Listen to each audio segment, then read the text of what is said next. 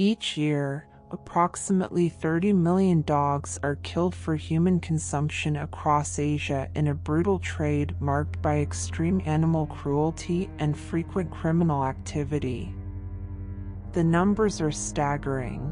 Between 10 to 20 million dogs are slaughtered in China, up to 1 million in South Korea, 1 million in Indonesia, and around 5 million in Vietnam, with about 80,000 of these dogs imported from Thailand, Laos, and Cambodia.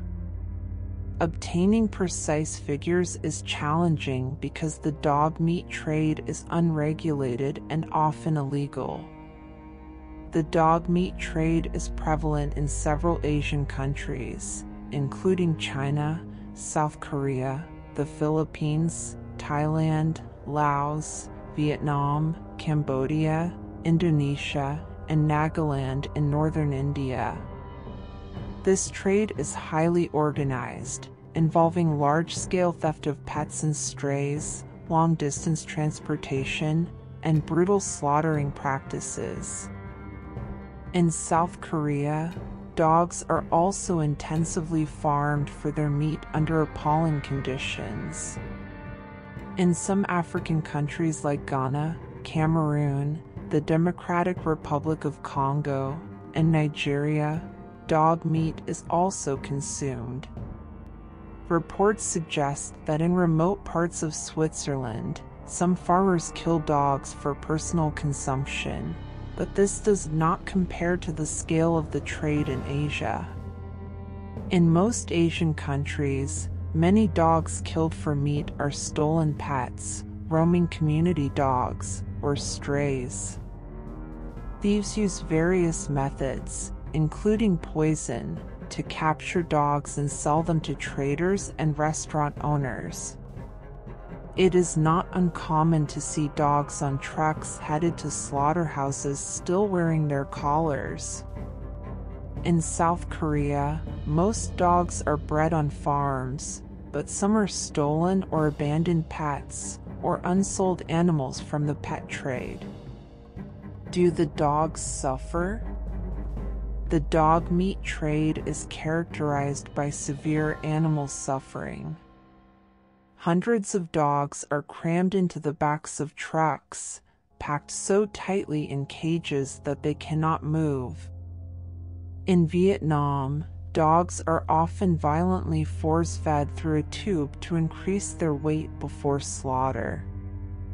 These dogs endure long journeys, often lasting days or weeks, during which many die from suffocation, dehydration, or heat stroke.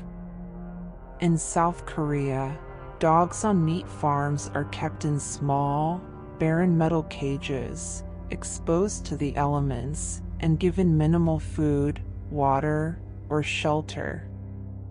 Investigations have revealed horrific conditions where disease and mental distress are rampant, with many dogs showing signs of sickness, depression, severe malnutrition, and abnormal behavior. All these dogs eventually end up in slaughterhouses, markets, or restaurants. The methods of killing vary. In South Korea, electrocution is the most common method, but hanging and beating are also used. In China and Vietnam, dogs are typically beaten to death with a metal pipe and then bled out from a cut to the throat or groin. They may also be hanged or, less commonly, thrown conscious into large drums of boiling water. Dog meat consumption is not widespread in China, with 2016 polls indicating that 69.5% of people have never tried it. It is not part of mainstream Chinese culinary culture, and there is a growing animal protection movement that opposes the dog meat trade. There have been frequent and violent clashes between dog thieves and angry dog owners. In 2015, nearly 9 million Chinese citizens supported a legislative proposal to ban the slaughter of dogs and cats, and more than 100,000 people attended a massive rally in Dalian City. In South Korea, a 2022 poll revealed that 87.5% of South Koreans do not eat dog meat, and 56% support a ban. Dog meat is mainly consumed by older generations for perceived health benefits, especially during the Bacchanal days of summer. Younger South Koreans are more likely to avoid it, with most under 30-year-olds never having eaten dog meat.